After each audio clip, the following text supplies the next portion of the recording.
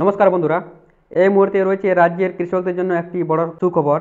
আপনি যদি একজন কৃষক হয়ে থাকেন এবং বাংলা শস্য বীমা প্রকল্পের জন্য আবেদন করে থাকেন, তাহলে আপনার জন্যই বাংলা শস্য বীমা প্রকল্পের তরফ থেকে ইতিমধ্যেই সুখবর আসতে চলেছে। বাংলা শস্য বীমা প্রকল্পের টাকা কবে দেবে এ নিয়ে কিন্তু নবান্ন থেকে উঠে এলো এক বড় খবর, এবং নবান্ন থেকে সরাসরি ঘোষণা করা হলো কোন কোন ডিস্ট্রিক্টে কতগুলি কৃষকদের টাকা দেবে এবার, এবং কোন কোন ডিস্ট্রিক্টের কতখানি জমি ডানার প্রকোপে ক্ষতি হয়েছে। তো আপনাদের এই ভিডিওর মাধ্যমে অল ডিটেলস দেখানোর চেষ্টা করব কোন কোন ডিস্ট্রিক্টের কতখানি জমি ডানার প্রভাবে ক্ষতিগ্রস্ত হয়েছে এবং কোন কোন ডিস্ট্রিক্টের টাকা আগে দেওয়া হবে। তো আপনি অবশ্যই ভিডিওটি শেষ পর্যন্ত দেখবেন এবং চ্যানেলে নতুন দর্শক হয়ে থাকলে চ্যানেলটিকে সাবস্ক্রাইব করে বেল আইকনটি অন করে রাখবেন, এবং সবার আগে এরকম প্রকল্প, চাকরি এবং শিক্ষা সংক্রান্ত যাবতীয় তথ্য দেখবার জন্য। দেখুন, দানায় ক্ষতিগ্রস্ত 9 লক্ষ বেশি কৃষক।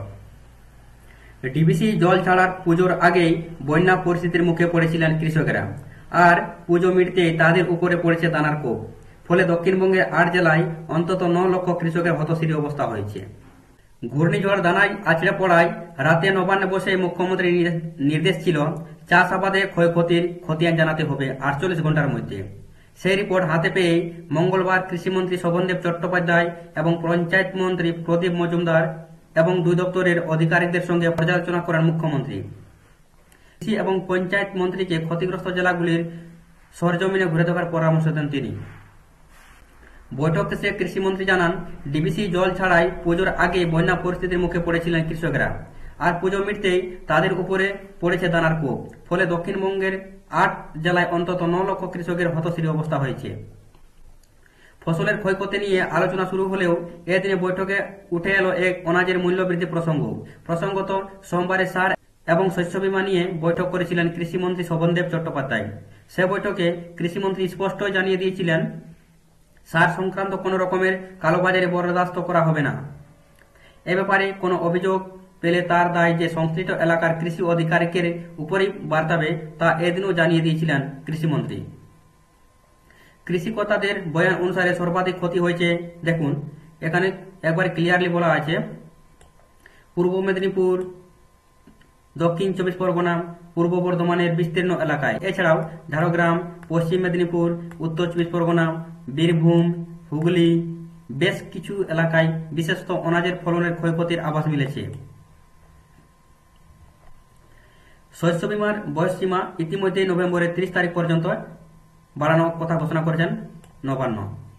এদিন কৃষি দপ্তরের পরিসংখ্যান অনুযায়ী ঝাড়গ্রামে 29,934 জন, হুগলিতে 75,245 জন, বাঁকুড়ায় 2,10,559 জন, পূর্ব মেদিনীপুরে 1,23,000 জন, হাওড়ায় 1,795 জন, পূর্ব বর্ধমানে 1,44,450 জন, দক্ষিণ 24 পরগনায় 85,625 জন, উত্তর 24 পরগনা জেলায় 15,690 জন, বীরভূমে 26,974 জন কৃষক ক্ষয়ক্ষতি হয়েছেন।